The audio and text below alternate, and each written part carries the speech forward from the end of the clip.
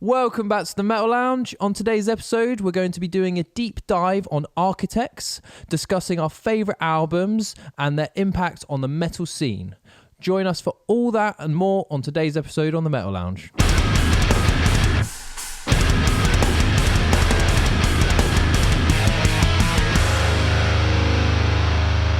So did you hear about what Motley Crue have said about the LA fires? No, I haven't. So apparently the drummer, Tommy Lee, he's ripped into any celebrities promoting themselves and musicians releasing music at the time of one of the biggest tragedies of all time. His quote was, "Makes me effing sick of people releasing music." And it's like, you've been in a band for a long time. Like, surely you know that it's not always that easy to just pull the brakes. If you've put a lot of money in and you're a smaller band, it just seems a bit tone deaf to me, or a bit of a cry for attention. What do you reckon? Well, there's more than one person in the project. In a band, there's more than one moving part. It's not just the band deciding to put an album out. There's promotional materials. There's things in place. There's probably a tour lined up. There's things in place, and I get his passion. He's like he loves LA. And lives there. But like, there's always a bloody disaster though. It's not like you can ever release music on a day where a disaster hasn't happened for at least somebody. Yeah, I think this just goes to show how sort of like he thinks the world revolves around him. I mean, I don't know him that well, but to call it one of the greatest tragedies ever in LA, yeah, but like in the rest of the world, no.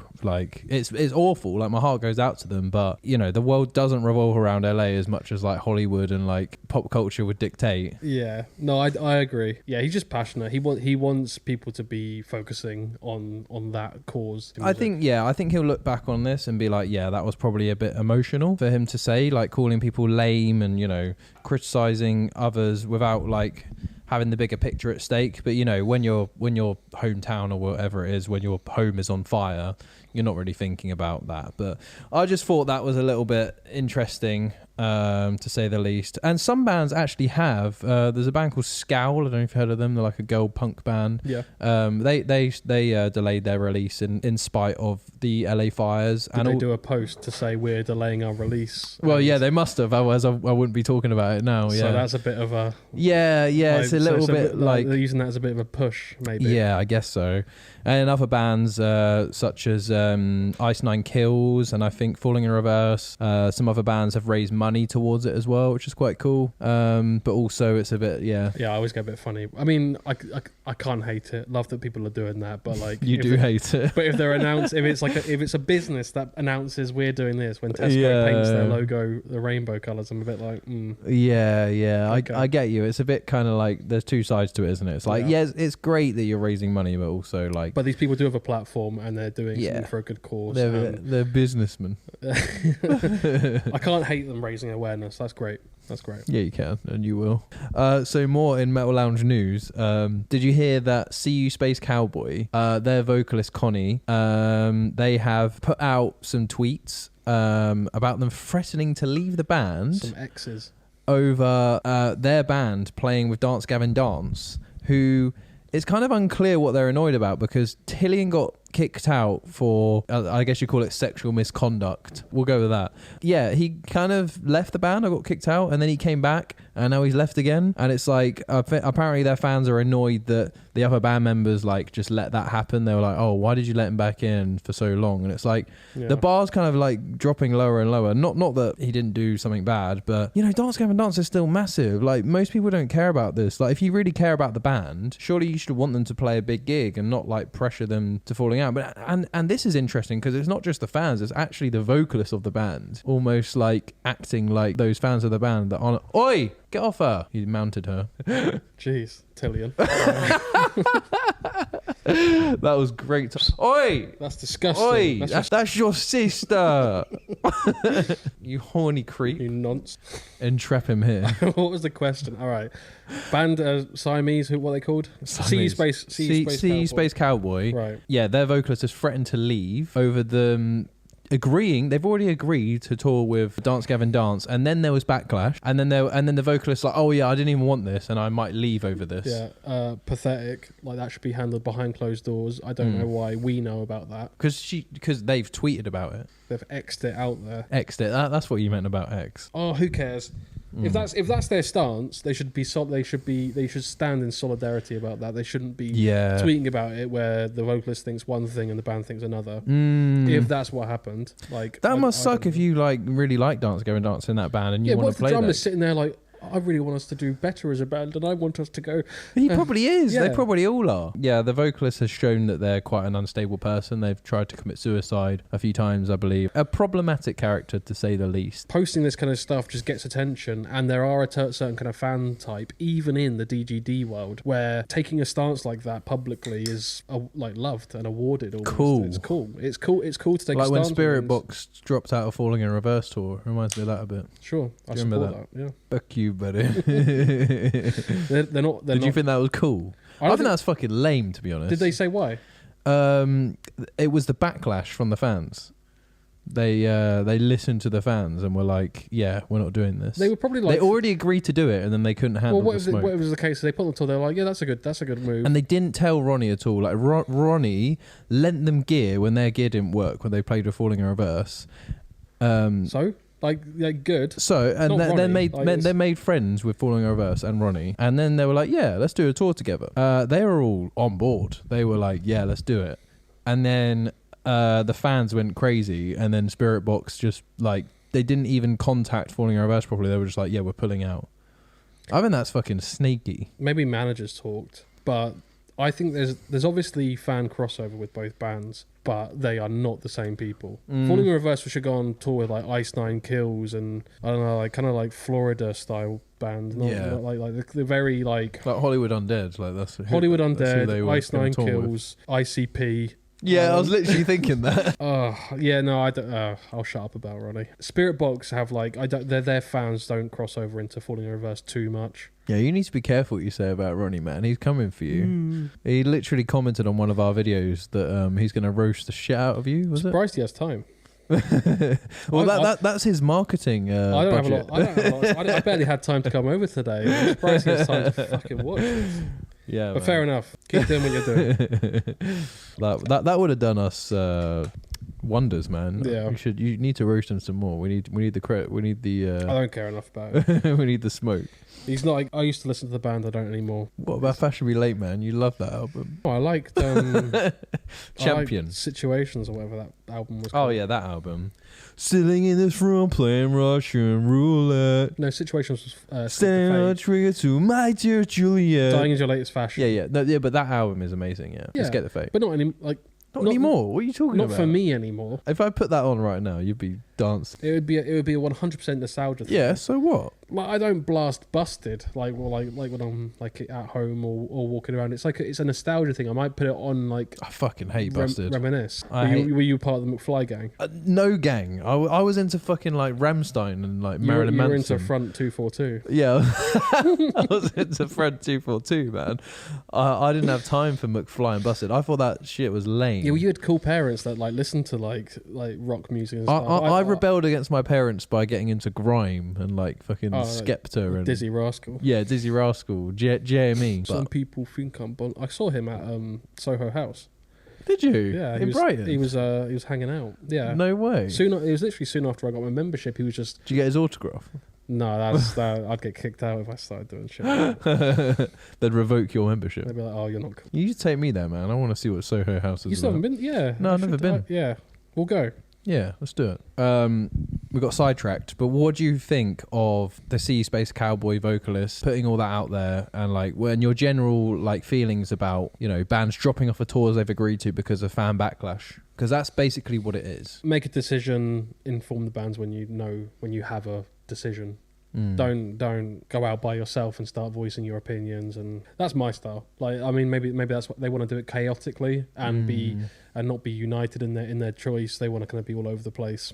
Maybe that works out for them. I think that leads to deeper problems within the band. Well, yeah, because I'd be pissed off, and I think that's the bigger problem, not like what people think online. Well, it's going to create traction for them. It's going to create like trust issues in the band. Maybe, but then the vocalist wants to leave if they go on tour with a band that are apologists. I guess. Like, I don't care. Like, Tillian's not there anymore. And if he's the problem, go on tour with the band. He's not there anymore. He won't hurt you.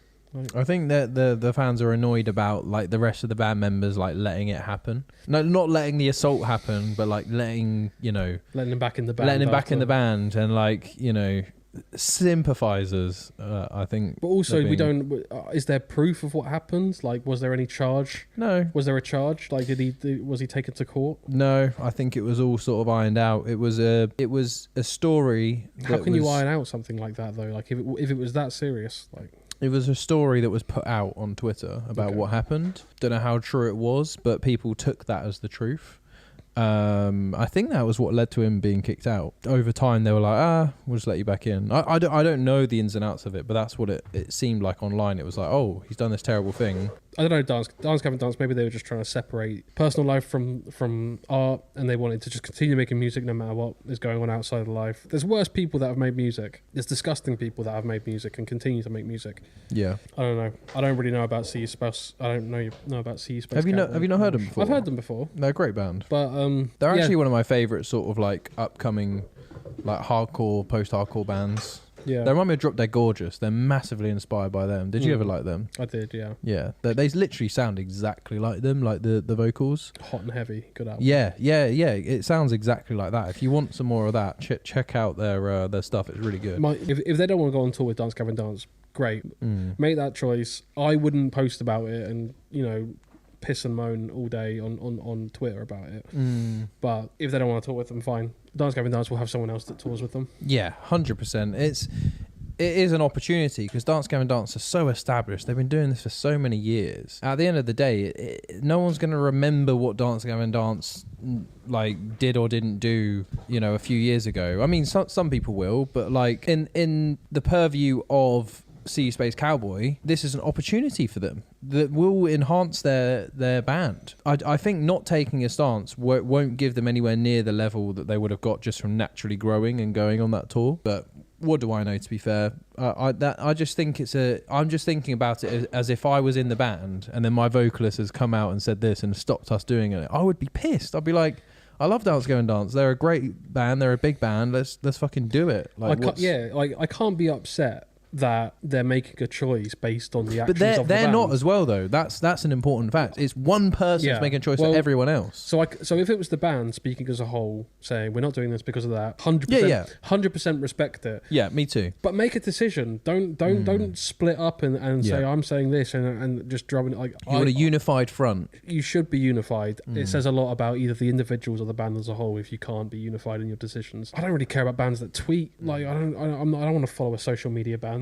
I want bands that are a bit more legit than that. I see bands similarly to the way I see footballers. There's some fucking arsehole footballers, but I don't really care what they do off the field. I care what they do on it. And yeah, they might be a shitty person. Like look at Ryan Giggs, for example. He is well documented to be a nasty person. He cheated on his wife with his brother's wife. That is like dark shit. And like there's been allegations against him and everything. But he still has the most Premier League titles ever out of any player in the Premier League. That doesn't affect his legacy as a footballer on the field. Off the field, yeah, he's a piece of shit. But I still want to, if Ryan Giggs was playing today, I'd still want him to play for Man U and still want him to tear up the left wing and put in crosses.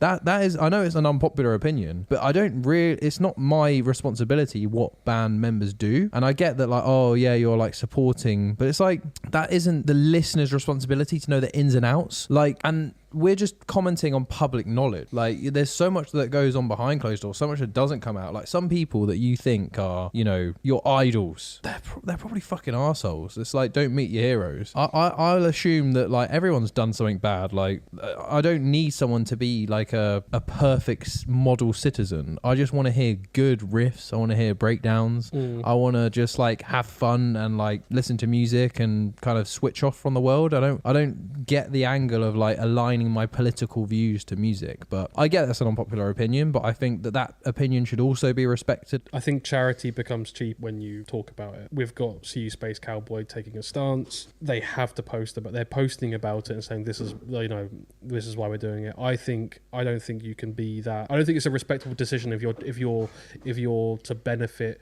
off the stance you're taking. So they're standing with SeeYouSpaceCowboy are standing with people who have suffered from abuse. Fair enough. What I don't respect is when people post about it and say, look at me, I'm holier than thou, I stand with these people, that makes me great, or that's going to get me followers and shares. I don't care, like people that film themselves giving money to homeless people, that doesn't count. I totally get your point. Yeah, I think that if you got a shout about it and benefit from it, then it's not really you're taking a stance.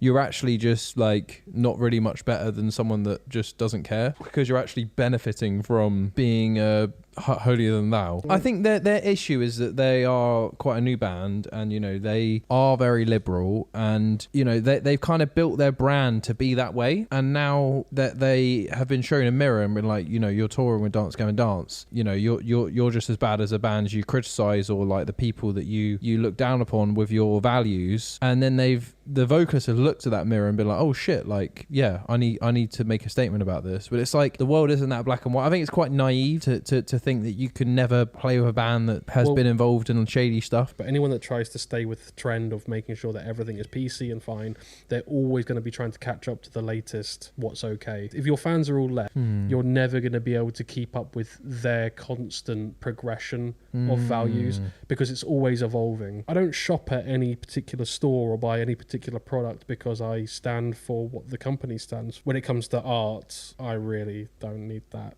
I don't need that context. I think it actually takes away from the art. I think it cheapens the art, having it associated with modern talking points. It's like, no, I want art to escape me from reality. I don't want to be thinking about my day-to-day shitty job, or like, you know, I want to lose myself in the music, and I want to be taken away, and I want to see the artist as an artist and listen to it without any preconceptions. No one can take that away from me. Like, that's just how I see art. I see it on another level, and I do separate the artist from the art. I don't see it like these people have made this. It's like, no, this is a body of work. I don't care who's made it, what they've done. I like to just kind of ingest it in that way and treat art as the holy thing, not be holier than thou. Like that, art is like the highest level of like satisfaction for me. Like, I really value it, and I think that attaching any politics to it cheapens it for me. And that's probably why I don't like many political bands, and I don't like bands that get too involved with it, because it makes it of that time as well. It kind of like, it not only cheapens it, it kind of ties it down to the time period it's in. Whereas like it makes it less timeless. I tend to be drawn to bands that are maybe inspired by real events, or it's all fictional. But I don't need a band telling me about their stance. I don't need a band telling me about what's going on in Hawaii or LA or wherever fires are happening. I've got the news for that, or you've got Facebook telling you every 2 seconds what's going on. You don't need, I don't need that in my music. Yeah, I think it is the impact of social media on bands. I think that's exactly what it is. Because bands posting social media, you know, every day, a lot of the time, that they feel the need to kind of act as if they are a social media account, where it's like they're not. You know, there is. I suppose we're still figuring it out, and bands are going to have different approaches, and you know, no one's got it figured out, because things are so fast moving and like rapidly changing. There's not really a right or wrong way to do social media, but I just hope that most bands are able to use it in a creative way, not kind of succumb to social pressures to produce a certain type of content all the time. Like I like it when, you know, like Sleep Token, I really appreciate what they do, because they don't even have themselves on social media. Like they don't even like kind of acknowledge each other as people. It's like, you know, they're on that higher level. That I really like that, because it's different, and it kind of immerses you into the art. They've got a brand identity. I can almost see them as a brand, because the grammar that they use is a certain way. The type of content that they post is a certain way. I just love the grammar of Sleep Token. Forget about the music. Well, they say things like worship. Will say things like come together. Yeah. But there's congruency and brand identity in them, and it's become so apparent when a band doesn't have that. It's just all over the place, and you don't know who they are.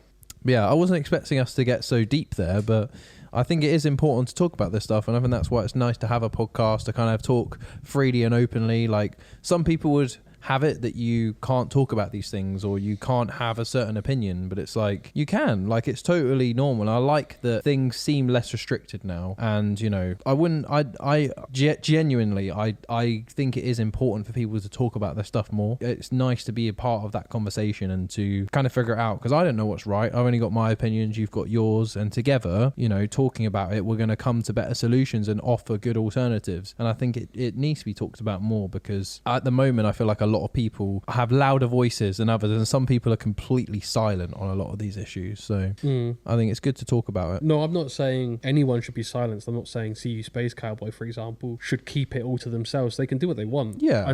I don't care. My issue with it isn't the fact they said it, is it's one band member with a loud voice kind of overpowering the rest of that band. And that's a bit reflection of what's happening on social media in general, is that there's a loud minority and a mute majority, and slowly people are kind of finding their voices. But it's like people get the wrong idea. They'll think, oh, that loud minority is what most people want. It's like, no, not all the time. Yeah, back to Wicked. So we've got like when that movie was filmed, it was in post-production, basically ready to go off the shelves. Yeah, they released a poster. They did a poster, and I don't know if you've ever seen the classic Wicked poster. It's like an illustration. So there's a green witch being whispered in the ear by a white witch, and all you can see is that you can see the brim of her hat covering up her eyes, and you can see a red lipstick smile. Yeah. The Wicked poster for this one, for the live action release, there was no witch's hat covering the actress's eyes. She wasn't smiling, and she was just looking directly into the lens. And loads of people were just like, this isn't what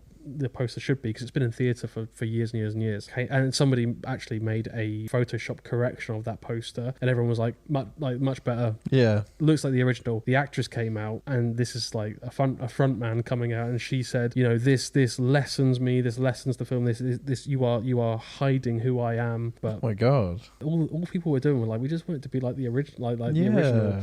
And she went off and kind of made it all about her. That probably massively hurt the film, massively, because it's loved by theatre kids, and that probably took a hit. There was probably a lot of producers recoiling that was going on and couldn't say anything.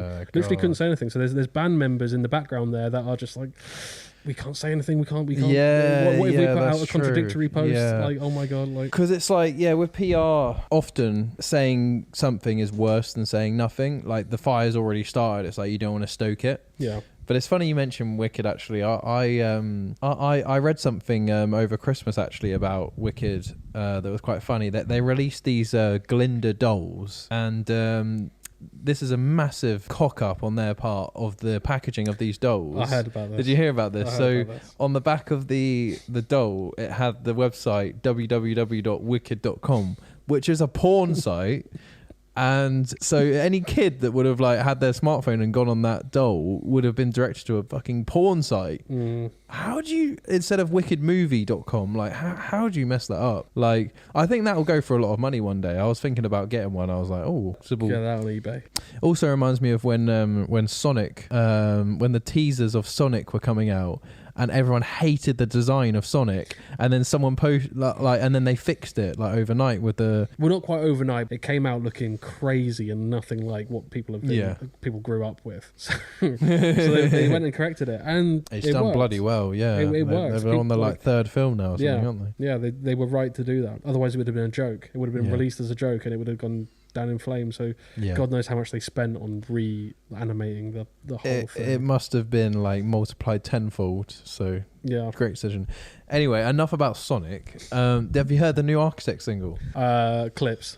Is it called Blackout? Yeah. I felt 4D immersion because here I had a blackout, a power cut, which was like a blackout. So I had to get my generator, which is actually a portable charger, out and just like plug all my like lights into it and like get my iPad out and like watch Walking Dead on that.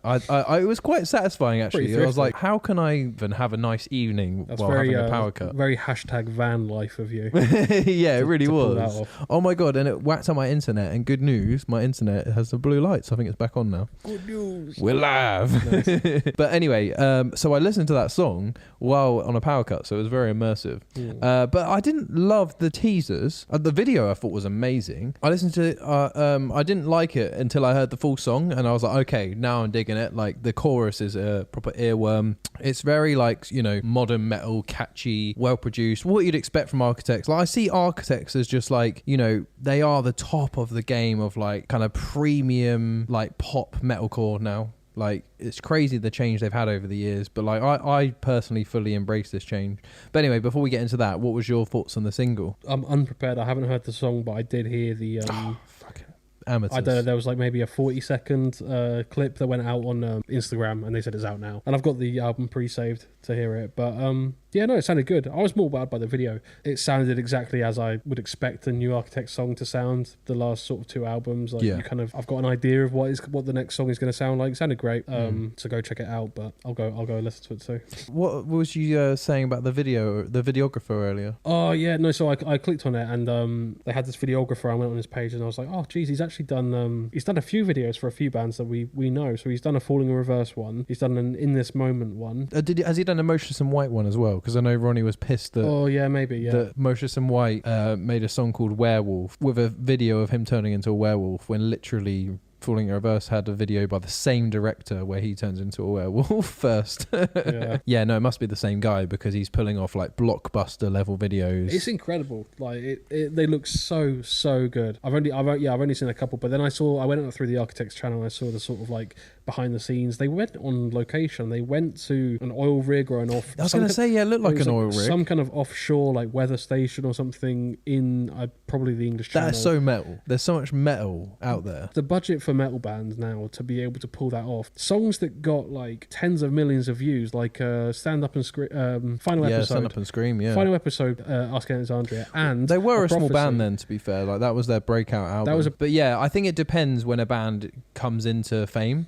But some money was spent on this. Some shmoney was spent. Yeah, no, it looked insane. Special effects looked crazy, and it helps that they were actually there, because then you don't get that sort of like Linkin Park in the end effect where they're like sort of CGI. Yeah, they're kind of half there. Looked insane, and yeah, I'm looking forward to hearing more. I saw the pre-save link as well. I really like it when bands have the whole album there and it's grayed out. I think they've only started doing that fairly recently. I think one of the first times I saw that was like Linkin Park, or maybe a little bit before. Yeah, it's a Spotify you're talking about. Yeah, on Spotify. Yeah, Apple Music has always done it, and it's such a good move. But I noticed that the other singles are on there, like Curse and Seeing Red, which I'm glad, because I for some reason I thought, are these just like random singles? Curse is an incredible choice, but I haven't heard the whole album, but Curse is clearly single worthy. Curse sounds incredible. Curse is amazing. Yeah, I think Curse is my favourite. Seeing Red is a really satisfying song as well. Like it's going back to a bit of like their heavier roots, really catchy and heavy, which I think is quite hard to do. Like if you write music or just listen to bands that try and write catchy stuff, it's hard to make, you know, catchy, heavy stuff. I think Seeing Red reminds me a lot of Meteor one-liners. Meteor? No, that's for me. Meteor sounded a lot. Oh no, sorry, Animals. Animals, yeah. Animals more industrial to me. Like Seeing Red is a bit more like kind of more techie. Is it? But they only know the drums. It's because you're a drummer, man. Yeah, but that's all I can hear, drums, and I know what Dan Searle's capable of. So when I hear that Fall to the Floor, I'm a bit. He's got like some kicks going in there. True. No, true. Tasteful rolls. He is embracing they're playing much bigger rooms, so I don't know how well you know tech metal is going to translate to arenas. They are growing with their you know venue size. Do you think Architects were bigger before they changed their sound from For Those Who Wish to Exist, or do you think they were bigger before? I think they adopted a new fan base. They didn't change sound, but they evolved. They evolved with their ability to fill venues, and they went on tour with Architects. They went on tour with Metallica. They're playing in open air venues. They're playing in the middle of like arenas with 360 like stages. I don't know if you've ever been to one of those shows. The sound carries at a different velocity. I don't think I've ever been to one. Other venues. Is it the same as like O2 or is it different? No, it'd be like Wembley Arena, but being in the middle of it. Like, imagine the band in the center, in the circle, right in the middle. Like the football stadium. Yeah, sound carries differently. You couldn't have a technical metal band playing in the middle and have the reverberation, the echo, the way that sound carries. Metallica has some like techie metal songs though, don't they? For sure. Justice for All, pretty techie. Even their stuff doesn't sound the greatest in those kinds of venues. They're not the best for sound. They're not the best for sound, but like ideally you want more. Justin Bieber probably sounds a lot better. I didn't even like. That's a good point. I never actually realised that. It doesn't carry as well. There's enough closed cat venues though. Yeah, that's not the reason.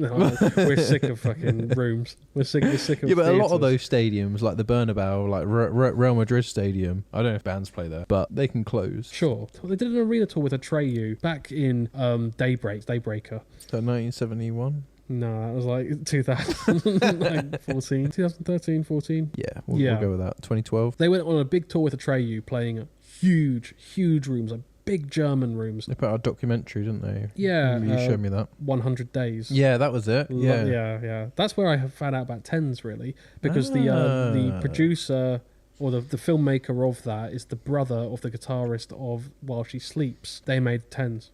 I didn't even realise the filmmakers of the 100 Days documentary. Which imagine if you had an affiliator link for Tens, man. The amount of our friends that you've got into Tens. I could I could have bought Tens instead of Leander. You literally could. I could have bought Tens. Although you also were the biggest fucking proprietor. Is that the right word? The biggest ambassador and consumer of Tens. I was the town crier. Yeah.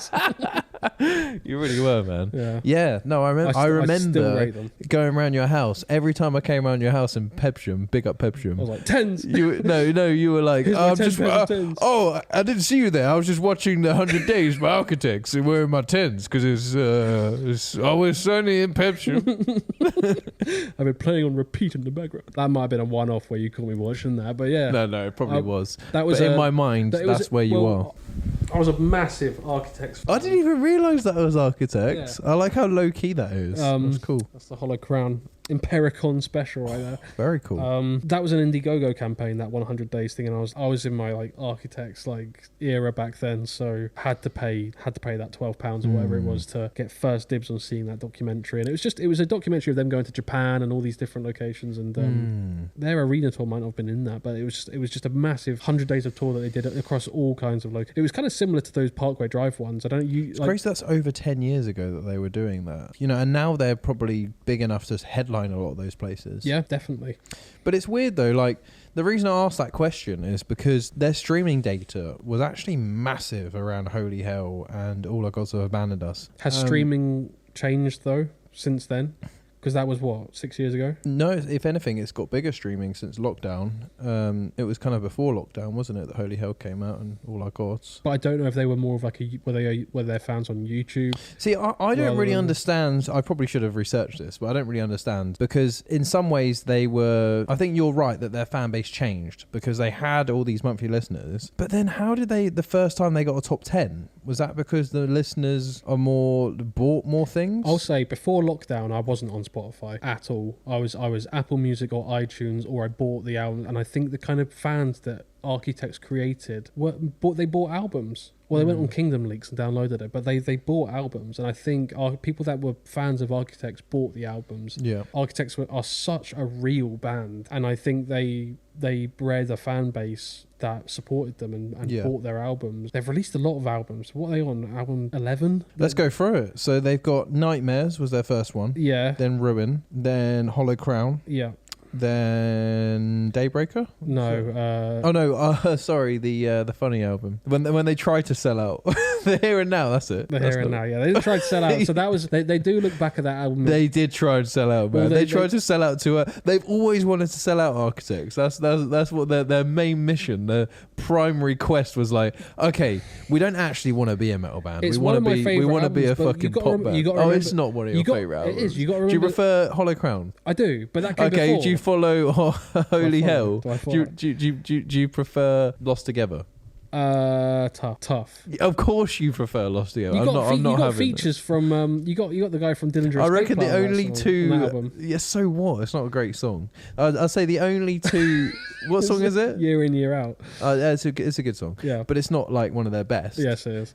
In my opinion. But anyway, I'd say the only two albums you prefer more than I'll ruin a nightmare. Look, I like that album a lot. They admit, that's better. It's not one of your favourite albums. It is one of my favourite albums. They admit that they had issues with production. They recorded it in America. It was out of their comfort zone, and they also, I think, recorded vocals completely separately or drums complete in a different country to where they were recording the rest of the album. They recorded with different producers. That Deftones did that, and it's one of their best albums ever. They were all in separate studios, and they just came together. Well, the stars Saturday Night Wrist. The stars weren't aligned. But imagine you book that studio time and the stars aren't aligned, and then things just don't work out, and you've just Deftones could have released their worst album because just things didn't line up properly, and it messed up how they record. After that, Architects, well, even before that, but Architects, I think it was Middle Farm Studios or somewhere that they stayed to. They did little tour diaries and stuff, and they did 2 or 3 albums at the same place, like always. Middle Farm, was it? I know that Nolly goes to Middle Farm, but I don't know if Architects were there. But they were at a UK-based kind of farm studio. But the Here and Now was way out of what they were expecting, and it was also before they did the American tours, really. They wanted to sell out, man. They were like, how can we sell out? But still, but you've got to remember who. So if Sam Carter ever made Kerrang, if he was ever on the front of Kerrang back then, who else would be beside him? You'd get James Gallotti from Def Havana, or you'd get the Mallory Knox guy, or so that scene that they were in, the Kerrang scene, you did have a lot of, and Yumi at Six, like they probably toured with them at one point. Like you do get a lot of these softer sort of bands with even British sort of. I'm not gonna lie, it took a couple of albums for me to regain my trust for them, because I was massively into Hollow Crown. Hollow Crown was my favourite. It's what got me into album ever that year. What got me into Architects was Sleep with One Eye Open. No. Oh, you mean Suicide Season? Sleep with One Eye Open. The Sadness Never Ends. The Sadness Never Ends. Yeah. Oh, what a banger! I found that and I was like, I forgot about that. Who's this guy? And I was he's got an amazing voice. And at that point, Bring Me were like, I'd heard a bit of Whitechapel and that, but like I didn't enjoy listening to them. Yeah. Bring Me were heavy and I enjoyed listening to them, and then I heard that clean vocalist and I was like, gotta find out what he's about. And then went and found I went on YouTube and found a song that came up before Hollow Crown. I was like, okay. To the Death, was it? That was one of the ones that I found. It was a black and white video. To the Death 2008 or whatever. Yeah. And then went and found Early Grave. Yeah. And then Follow the Water. Yeah. Oh my god. See, that still hits hard, and it was like it's a 5-star 15 album. years ago. Every song I know, I sat there like read the lyric book while I was listening to it. Like I was like, I want to know this. I delved into that world. And they were like immediately my favorite band. But then they did go in a slightly different direction. I was there for it. There was a good break before they released that album. You were such a strong fan by then that like you stood by them. But I suppose I wasn't. Like, it was my favorite album that year, and I saw them with Bring Me and Parkway, Death Wears Prada. Yeah. Probably the best gig I've ever been to. It was Bring Me headlining, Parkway Drive main support, Death Wears Prada, and then Architects probably opened. Yeah. And yeah, when I saw that and I was in the mosh pit for Early Grave, and like I didn't give a fuck if I was getting hurt, that turned me into a true fan. When that album came out, The Here and Now, it just wasn't a bit of me. I was just like, what is this? I've always been into. What I did respect though is that they had a Big Chocolate remix. Yeah, that was cool. Of the song Day In Day Out, and I was like, that's pretty cool. That's when they started to regain their trust back. The album, well, actually, that album, the album that came after the Here and Now, the Daybreaker, if that took the same stride away from their genre, more Mallory Knox, and if they went even further, they took that same step again away from metal, then I'd probably be like, Hollow Crown's their only. I don't listen to them just because they're heavy. I don't know if it was being a drummer or being into heavy, just whatever choices they were making in their music, I was like, these guys are worth paying attention to. Like, they're kind of making musical choices a musical recognition thing. You're just like, like, I approve of the choice you're making with that. Some of the guitar work on Daybreaker was phenomenal. Yeah. Because that as a guitarist, like, I do listen a bit biased, and I did find the Here and Now like just not very satisfying. They went for that more sort of like, you know, raw sound and a bit more like garage band, and like the guitar just wasn't it was kind of messy. And it was like, when Daybreak, it was like, we want clean guitars, we want technical. They hadn't found their sound. Like the harmonics they used in some of those riffs. Alpha the Omega, that song, I was like, oh my god, you've got me back. The guitarist that had been with them for the last 2 albums left for whatever reason, so they put a bit of an ad out and said, we need a guitarist, and send your submissions in. You have to cover Not the Alpha, it's Alpha Omega, isn't it? Alpha Omega, yeah. We're thinking of Tony Danza. Yeah, that's the Alpha the Omega. Omega. Philly Bow. Yeah, Adam, the guy that's still their guitarist. Oh, wow. Sent a submission in and got to be an Architects because he just did such a good cover of that How have song. I never heard of him? Yeah. Is he like a touring guitarist? Or is No, he he's been a solidly fully in the fledged member for a long time. band? Fucking hell. Yeah. So I know Matey Boy from Silosis was in the band. Yeah, he's the newest addition, yeah. But he's not in the band anymore, is he? I think he's No, I don't think so. why wouldn't he be? Look out, man. I don't think so. I don't have anything. He's been a permanent fixture since they replaced Tom. Yeah, until recently. What did he do recently? Like about a year or... But he's been in like, Silosis this entire time. I'm pretty sure he's left. He's been in Silosis ever. And He said, nah, I'm not doing it, mate. Got to focus on bigger, better things. Silosis. I got my beans on toast. I got silosis. Don't need architects. I don't need them. I haven't heard that. You might be right. That was quote Scott from Silosis.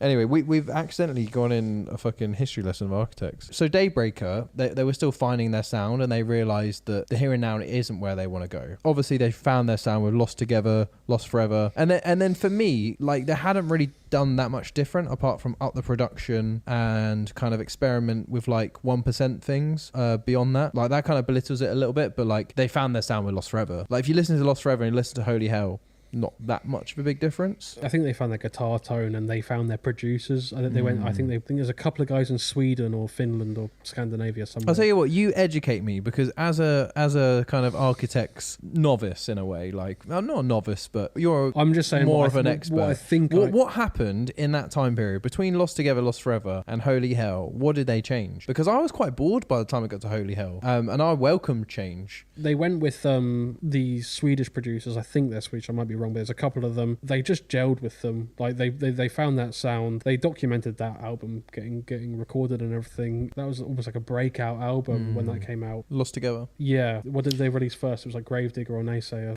Came out the first one I really bonded with was Broken Cross. That was one of the 3 singles. I like learned how to scream like and do like vocal techniques, like just from listening to that over and over, figuring out what he did. So after that, you get All Our Gods Have Abandoned Us. Was that straight afterwards? Yeah, that was the next album. I'm getting confused. They dined off Lost Together for ages. Then All Our Gods came out. Are you sure? Yeah, because you got CANCR on Lost Together. Then what came after All I Got? Holy Hell. And then For Those Who Wish to Exist. Yep. Damn.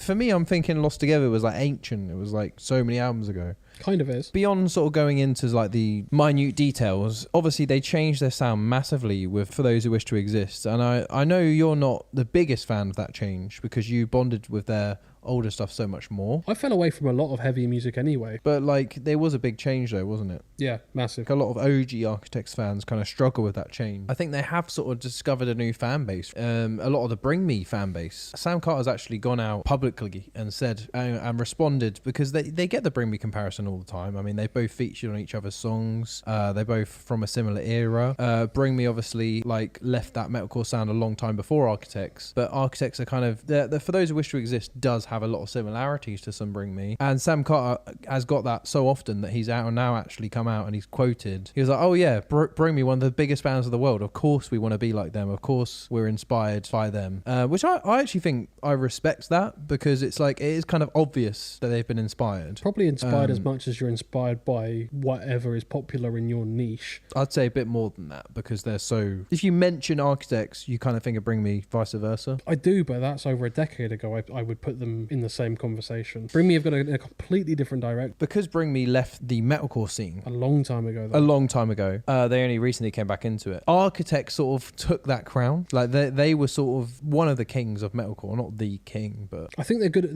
They're 2 good examples of bands that came out of our Kerrang era, growing up. They're bands that have clearly made it out of that scene and into stratospheric conditions afterwards. I just wouldn't put. I don't know why people are putting them in the same breath, really. Because Architects like could go on. They could have Heaven Shall Burn like support them, or they could go on tour with any Metallica. Bring Me probably wouldn't go on tour with Metallica. They would, but why would they? As opposed to Architects. I just don't think they should be compared anymore, because they're not even close to being the same band. I will say Architects have like upped their production, much like Bring Me did, so you can draw that comparison, but look at the rest of the music scene. It doesn't have to be just metal. I think it's because, yeah, you're right, they came up in the same era, our era of Kerrang. Yeah, they both featured on each other's song, like even if You'll Always Win. Got Ollie Sykes. Sadness Never End. Yeah. It's got Sam Carter. But I disagree. I think they are very similar in a way. Like for Those Who Wish to Exist, that album, if Ollie Sykes was the singer of that, like, I wouldn't bat much of an eyelid. Like, a lot of those songs are what I'd expect from Bring Me in a way.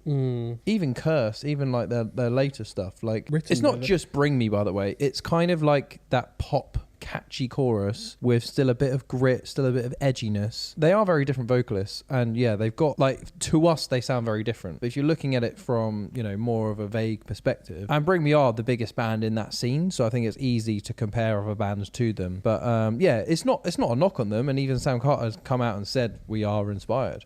We do want to do that. We want to go in that direction. But I think he's referring to they want to go in the direction of being as big as them. Success. It's not. They're not saying, oh yeah, we listen to Bring Me and that's our stencil. No. I'm not saying that. And he's definitely not even coming close to saying that. I suppose what I'm saying is, like, I'm actually happy they're doing that, because I really like Bring Me, modern Bring Me, and I like For Those Who Wish to Exist. But I think a lot of people don't. A lot of people, OG Architects fans, and I used to think this way. It was like, whenever your favourite heavy band starts to go more mainstream, it's like, oh, can't you just, like, stay as a metalcore band? And it's like, I want you to be successful, but I also want to drag you down. I want you to be heavy. But that's what I did with Holy Hell. So I thought, with All Our Gods, I thought, oh, they're going in that direction. You kind of assume what direction they were going in. Then Holy Hell was a straight up Architects album. That they went back to, almost fully back to. They teased it. Lost Together. It's because they went too early with The Here and Now. They were like, oh, we'll give them one more. Later on. A band is always trying new things. Like, they've tried, like, really electronic stuff. If I was in that studio with, I put myself there, like, if I was in that studio with them and I met, like, we were making any one of the newer songs with that new sound, I'd be whooping and hollering that we've added that cool synth. I'd be happy that the piano's there. I'd be happy that they're trying this, like, different, like, kind of crunchy effect on the vocals. There'd be, I'd be here for it. But my context is I fell in love with a different Architects. But I can't be upset that they've gained more fans and are open to more ears, because they're a band that I liked from the beginning. It's not my favourite kind of Architect, because I liked their technical ability back then. But those albums still exist. Yeah. I mean, they've got 3 albums that are very similar, and that kind of, you've got so much content. The recent ones. No, I mean Lost Together, All Our Gods, and Holy Hell. They're all world-class metalcore albums, and some of the best Architects albums. It's like, do you really need another one? It's like, yeah, they probably will go back to that at some point, but be happy for them for expanding their sound. And it's not like they're shit albums. Like, for Those Who Wish to Exist is probably my favourite Architects album. I know that's a controversial opinion, but it genuinely is. Like, I love Lost Together so much. To be honest, that probably is my favourite Architects album. It's very close. But I loved that in 2014, over 10 years ago. And then they released those other albums, which I did like. But I welcome that change, because I kind of needed a change personally, because I didn't really listen to Holy Hell and All Our Gods. I kind of appreciated that in retrospect, because I was like, oh, actually, they had something really good here that I kind of glossed over a little bit. Like, I listened to the singles, but I kind of grew to love them more when they changed their sound. It's kind of like that dilemma, because you've got to develop as a band, but you still don't want to completely move away from a new sound. All in all, it's a blueprint that's been set out by so many different bands. The only way to grow is you do have to include more clean vocals, and you have to be a more commercial sounding band if you want to expand your sound. And there's good ways of doing it. And I think that it shouldn't be seen as a criticism to say that they are influenced by Bring Me, because I think they've done it very well, exceptionally well. There's so many bands that have sold out and they've lost their soul, and they don't capture that essence of the band they were. And we don't even know the names of those bands. We've forgotten them because they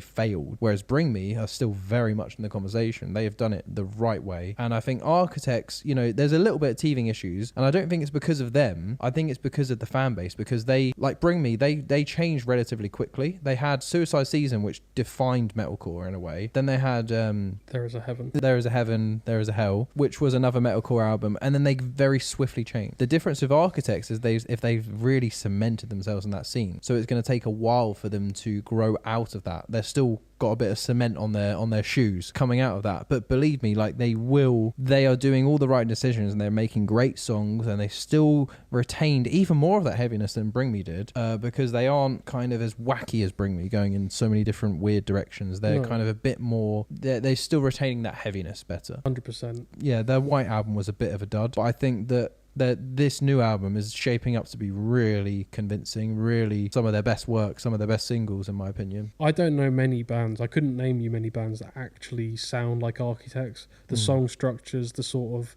I can. Like, so many bands were influenced by Architects. Influenced by Architects? Yeah. No, recent Architects. So, like, I don't know many bands... Like, For Those Who Wish to Exist. And yeah, like, there's probably a few big bands that sound like that, but, like, that's who they're rubbing shoulders with, or that's who they're about to be rubbing shoulders with. And I would rather them try and experiment and try something new than go back to the drawing board, sit down and be like, okay, look at our stats. Okay, we had lots of fans when we released Lost Together. Yeah. So let's all try and ask ChatGPT how to make those songs again. Yeah. Like, I would rather them take risks. Like Don Broco, look at they've taken such a step away from... They've fallen out of favour a bit though. Have they? Well, they're taking risks, and that, maybe they'll release an album that comes back. But like, that's part of it, I think. And it doesn't become fun. I think these guys, Architects tour hard. It is their main source of income. That's their job. They're playing these songs a lot. They want to try new stuff. It's a creative pursuit. They want to make something that they haven't made before. Maybe they haven't even heard before. Yeah. I'm glad that they are not trying to re-release a tired album. It totally makes sense, man. I think that's why Bring Me left metalcore, because they could already see so many bands were influenced by like Chelsea Smile and Diamonds Aren't Forever and that Suicide Season sound, that they thought, we've done this sound as best as we can. We've made an amazing album. There's so many bands copying us now. That sound is in abundance, and it's the same with Architects. Like they probably stayed in it longer than they should have potentially, but I don't want to hear more of that. They have 3 amazing albums in that sound. They don't need any more for now anyway. Like I'm so happy for them expanding their sound, and I think they're doing it the right way, because it's very easy to make mistakes transitioning to that more commercial sound. It's still not commercial, but it's like commercial. Compared to their older stuff, it's more commercial, more accessible. It's more accessible. You could get away with putting that on rock radio. If you go back to Hollow Crown, or like, you could not put a single song on daytime radio. No chance. Not that anyone's trying to get on radio. No one listens to radio anymore. But like, they do. They're steering a ship, and when you have a heavy metal band, that's a big ship that you need to change course on. It moves slowly. You can't suddenly shock everyone, and they've set their sights on the horizon of playing huge shows, and they're supporting Metallica, playing huge stages. Bands like Rammstein, booming, pumping music, and that's what Architects have got. A lot of their songs now have sort of fall to the floor, and that's huge in Europe and arenas and stuff like that. So I think it is an educated choice, but also a suitable one. I totally agree, man. I'm all here for the new Architects era. A lot of my friends have not really vibed with it as much, but I've stood strong and said, you know what, For Those who Wish to Exist, it's up there with one of my favourite Architects albums, Lost Together. I can't wait for the new stuff, and I think that it's really exciting to see where this could go, because they're a big band, but I think the potential they have has still yet to be unlocked. I think that they are a band to watch, because the moves they're making, they're not new to the scene. They know this industry. These latest singles they're pumping out are really strong, and I think that they can become one of the biggest bands in the scene. I think they can be up there with Motionless in White, Bad Omens easily. I think they could supersede some of those bands, be up there with Bring Me, and all power to them. And they're Brighton boys as well, where we are, one of the biggest bands to come from Brighton. I want to see them conquer the world. I think they can do it. I think they can play stadiums. I think they can be up there with Sleep Token and Bad Omens. Like, why not? Like, they got bigger in lockdown. Based on what they've released so far, like, I think we're going to see something new from them. We're going to see a big tour. I think they've got a grander plan of where they want to go, and I think it'll be interesting to see how they get there. They're making moves. They're putting more money. Like, their video production has always been top tier, in my opinion, and I think they've made some serious strides with their current one, most recent one. All right. Well, I think that'll do it on today's episode. Thanks for watching right to the end. If you like this video, please give us a like and think about subscribing for more content like this, and we'll see you in the next one.